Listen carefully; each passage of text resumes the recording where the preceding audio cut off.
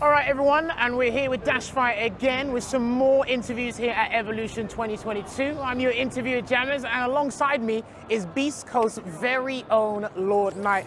Now, the last time I saw you, it was 2019 UFA in France. You came down there, did some damage, and you enjoyed the time there, but now I'm in your neck of the woods. Obviously not your state precisely, but I'm in your neck of the woods. But Lordknight, it's a pleasure. How you been enjoying Evolution 2022 so far? So far, it's been pretty good. It's Friday, so it's still the first day. I was lucky enough to be able to play today. I know a lot of people don't like playing on Friday, but I do, because it makes Saturday a little bit more easier endurance-wise. So after I finished playing, I've just been doing the rounds, just checking out all this stuff. There's a ton of stuff here for fighting game fans, so like I've been just having a great time. Okay, so you mentioned you like early pulls, and you got that extra time to kind of chillax and everything. Is that better for your kind of mental, the mindset? Kind of recuperating, obviously go and enjoy some other activities, but as well help you re-strategize and refresh and kind of continue on with the game plan that you came into Evolution 2022 for? So the main thing is not that, it's that like if you have to play on Saturday, maybe like 5 or 6 years ago, they had a big poll about whether Evo should be 4 days because the tournament was getting really big. I remember. So since people want it to be 3 days, that means if your game is a Sunday finals day and you start on Saturday, that means you have to do like Guilty Gear's 2000, right? So you got to go from 2000 to 8 in 1 day, which is a really, really long day. So thankfully, I don't have to do that. I'm going to have to play just from top 384 on tomorrow, where there are definitely some people, some very strong players who have a really, really long day tomorrow if they're going to go all the way. See, now it's great because Strive, for those of you who don't know at home, Strive did get over 2,000 entrants. It is the most entered game in Evolution 2022. Who are you most worried about in your bracket path in Strive? No one in particular. So you're that confident? It's not like a confidence thing. It's more like if you're specifically like, oh, I'm really worried about playing this person, you're gonna psych yourself out. So I just walk in, you know what, I prepared, I'm gonna do my best. I know my character has good matchups and bad matchups, and like I'm just gonna do my best. I'm not gonna stress about like particular player matchups because it's just gonna make you play worse once you get there. Now, do you know what? I respect that mentality. Yeah. Now, you are still playing Millia, correct? Pardon my ignorance. I believe she got changed for the better this version of the game. Do you think she can win a tournament of this magnitude solo, or does she need help? She can't win big tournaments. Elaborate. So I think last patch, she was like a niche pick. So basically like she's good at, as a character, versus other characters, I mean. Not like her specific pros and cons, but her against the cast, I think she was like a kind of a niche pick. Like she's good against some certain rare characters and that was it. In this version, I think she's better for sure. I would be trolling if I didn't say she was better, but I don't quite think she's still tournament relevant because she still has the same problem matchups as last time. And I basically think unless they do something drastic, she'll always have the same problem matchups basically for the game's total like duration. So, but despite that, I think she is a better character and she's better against way more characters than she used to be.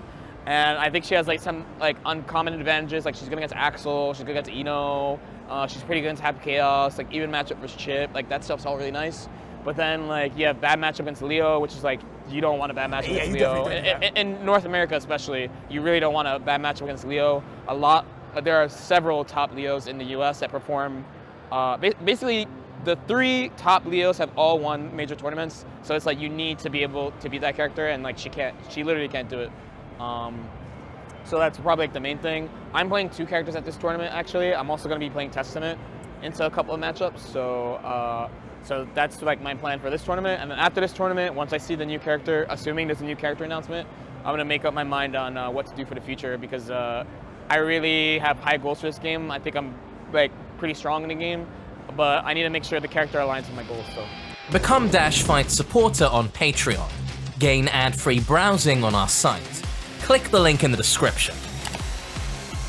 Now, before I ask you about what character to expect if there is a potential character announcement, the longevity behind Strive. Strive it released at a very awkward time. I'm not going to state the obvious because we know what it was. Do you see this game lasting for a good 3 or 4 years, or should we just wait and see what happens after Evo? Because it didn't really have a big offline presence apart from this year with Combo Breaker and CEO, and it's just been building momentum. Do you think that momentum will still continue after Evo, or do we still need a little bit more time? Yeah, I think the game's in a pretty good spot. It's clear that ArcSys is supporting the game. Actually, earlier today, they finally revealed their plan for the rest of the year, because next we're in the Arc Rebel tour now, which will be going through March. So there's a bunch of characters. There's going to be a balance patch in winter, which depending on who you're talking to, people may or may not be very looking forward to that. 4 characters to come, and yeah, I mean, since last year the game has been doing really well, and as long as the players keep playing and the developers keep developing it, I think the game will be fine. Now, returning Strive characters, or say Guilty Gear characters, who would you want to see come back? Personally, for me, just for my entertainment, I'd probably like to see Cliff and Justice come back, but who would Lordknight want to come back to the game? To be honest, the only character I wanted to come back is already in the game. It's Millia, so I don't really... To be honest, I actually want them to reveal a brand new character and not a returning character. Guilty Gear players, they might think I'm kind of a hater on GG a little bit, so I kind of don't want any old characters to come back. I know a lot of people want Slayer or Johnny to come back or whatever. I'm like, let those guys rest. Let's have some new characters, right? No, but I kind of like your, not out there opinions, but I like that they're different. It's listen, you can call it a hot take, that's what people call it in 2022. But it's I want something different and to give you a new perspective, because fighting games are all about perspectives. So I'll be very curious to see who ArcSys reveal, or what the plans are when they actually fully reveal, because it is a fun game in certain aspects, and some people might not like it, but it's been working for a lot of people, and it's got, like I said, over 2,000 entrants here at EVO. Now, another Strive-related question. First of all, did you watch the set last night between Hotashi and Latif? No. You didn't watch it. So, see, do you know the outcome? Yeah, if I'm correct, Hotashi won in all the possible formats except the one he had to actually win, which was first to 15. So see, the thing is, I wanted to ask you, because I caught the tail end of it, and I think Latif won it one game, 15-14, and then he did a run back, and I think Latif won that 10-6. What I wanted to ask you, in a situation like that, hypothetical now, if you won a set just by a nose hair, would you immediately run it back or leave it there? Because I felt the way they ended that 15-14 set, that would have been great just going into the weekend. Yeah. If I won, hold that. If I lost, I'm out. You know what? I love that. No, I like it. Keep it simple, keep it blunt. Now, I want to transfer over to the YouTube side of things. You've been, at least for me, I've been watching you for a little while now, and you know what? Congratulations on the growth. You're getting closer and closer to the 100K, and then I know you're just going to excel from there. You kind of do more educational, historical anime stuff. So what used to be in anime games, Persona, Lightsea and BlazBlue, the old Guilty Gears, because I've seen a lot of people complain about certain characters Strive. It's you don't know what this is until you face Margaret in Persona Ultimax. Do you know what I mean? Is that something you planned from the start, or was that we just rode the wave and continued on with it? I did have a plan at the start of how I was going to do YouTube. I started with Dragon Ball FighterZ, because that's what I was playing. And in Dragon Ball FighterZ, and honestly, I'm surprised and simultaneously not surprised at how much of a fighting game discourse revolves around characters. So, once I started playing Guilty Gear and uploading Guilty Gear stuff, I just thought, man, in Dragon Ball, all they do is talk about this character being broken, that character, blah, blah, blah. So, there's a lot to talk about in all sorts of games about, different ways of approaching the games, different characters and the history of past games, certain tactics being the way they are because of things in the past and stuff like that. So, and especially with Guilty Gear Strive, how hyperbolic the discussion was. That's probably the best word. Yeah, the discussion was about the game when the game came out, between soul and the simplification of the game and all that stuff.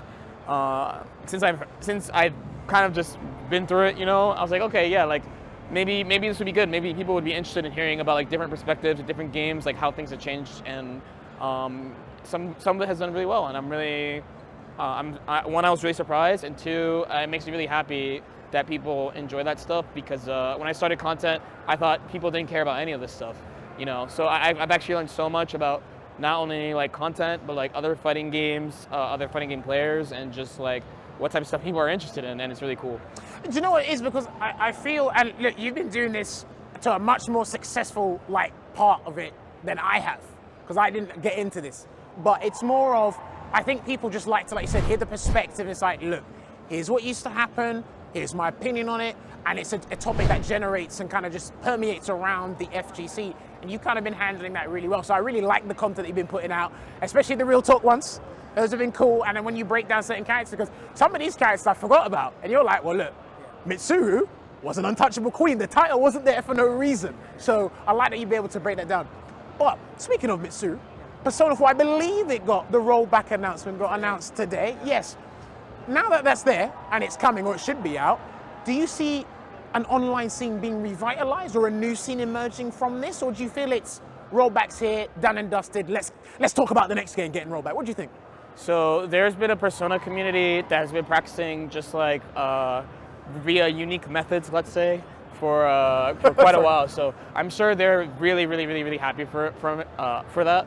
So I'm really glad that they actually got what they wanted and they got the rollback. And I hope you guys have fun. You know, I hope you guys have fun, for real.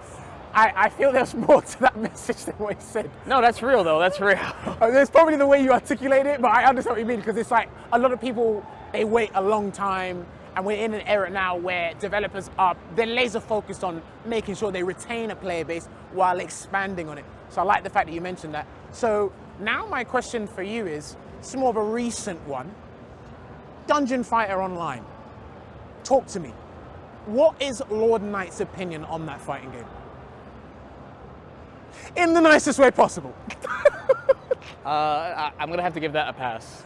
I respect it, don't worry, because I've heard mixed things, and I'm like, let me ask people directly, because it's mixed and matched, it's brought in some new people. It looks interesting, but for me, it felt like it was one of those games where you play it for a week, and then you realize, you don't even realize you stopped playing, sort of thing. So I just want to kind of get it, and you've been playing anime games for a long time, so I wanted to get an anime player's opinion, but I will skip past that. All right, my final question for you today, because it's been lovely talking to you. Who have you got winning Guilty Gear Strive this weekend?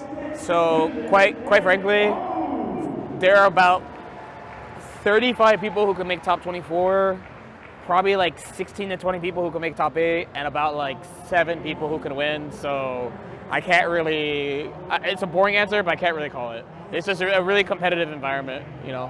Have you got any personal favorites? No. Okay then. I guess we'll leave it at that then. Lordknight, it's been a pleasure. Thank you for breaking down and giving me all those answers. This has been Jammerz and Lordknight, and we've been here with DashFight. See you next time.